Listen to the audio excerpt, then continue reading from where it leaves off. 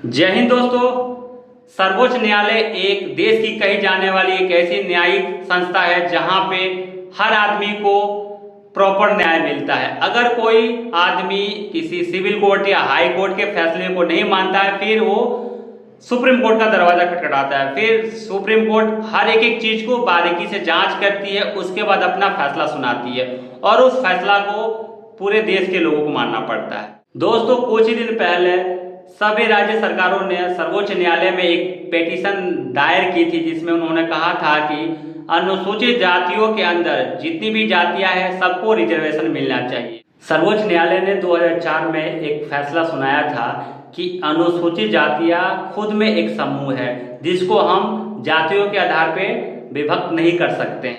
यानी कि 1 अगस्त 2024 को सर्वोच्च न्यायालय ने कहा है कि अनुसूचित जाति के अंदर बहुत सारी ऐसी जातियां होती है तो जिसको हम रिजर्वेशन कोटा के अंदर कोटे के आधार पर दे सकते हैं। यानी कि सबसे पहले पता करेंगे कि अनुसूचित जाति के अंदर किस जाति की सबसे ज्यादा हिस्सेदारी है, तो उसी के आधार पे हम रिजर्वेशन देंगे। यानी अगर किसी की हिस्सेदारी ज्यादा है तो उसको जो रिजर्वेशन है थोड़ा ज्यादा देंगे, और अगर किसी जाति की जो हिस्सेदारी कम होगी तो उसको कम देंगे। यानी हम रिजर्वेशन जो देंगे वो कोटा के अंदर कोटा देंगे, हम बाहर से कोई रिजर्वेशन नहीं देंगे। जो लिमिटेड जो रिजर्वेशन है उसी रिजर्वेशन को हम अलग अलग जातियों में उसके हिस्सेदारी के आधार पे हम उसको परसेंटेज वाइज देंगे। ये सर्वोच्च न्यायालय का कहना है। और सर्वोच्च न्यायालय ने राज्य सरकारों को 2 टर्म्स एंड कंडीशन के साथ इसको लागू करने की बात कही है।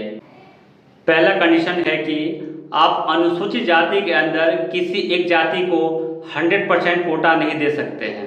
और दूसरी बात यह है कि अगर आप किसी को कोटा दे रहे हैं तो उसकी हिस्सेदारी कितना है। सबसे पहले आपको ये एक डेटा जो है सर्वे कराना पड़ेगा, और डेटा के आधार पर ही आप जातियों को कोटा दे सकते हैं। ये 2 बातें कहना है सर्वोच्च न्यायालय को, और इसी के साथ सभी राज्य सरकारों को इसको फॉलो करना पड़ेगा और पूरे राज्य में लागू करना पड़ेगा।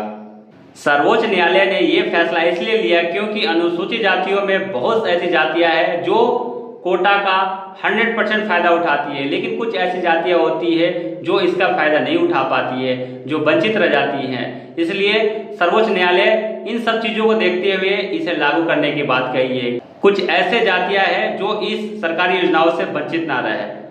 और पंजाब में 2006 में अनुसूचित जाति के अंदर ऐसा कोटे के अंदर कोटा लागू किया गया था, जिसमें वाल्मीकि थे और मजहबी सिख थे, जिनको सरकारी नौकरियों में 50% आरक्षण दिया गया था। और सर्वोच्च न्यायालय के CJI BR गवई का भी ये कहना है कि अनुसूचित जातियों में बहुत ऐसी जातियां हैं जो इस मौके का फायदा उठा लेती है, लेकिन कुछ जातियां ऐसी भी है जो मौके का फायदा नहीं उठाती है, जिससे जो मौके का फायदा उठाने वाले लोग होते हैं उनकी जो पहली जनरेशन होती है बहुत आगे निकल चुकी होती है। इसलिए उनकी जो सेकेंड जनरेशन है उसको इस रिजर्वेशन का फायदा नहीं मिलना चाहिए, बल्कि उन लोगों को फायदा मिलना चाहिए जो कि वंचित लोग हैं। ये एक ऐसा फैसला है जो कि वंचित लोगों के लिए बहुत ही लाभप्रद फैसला है और उनको कोटा मिल जाएगा।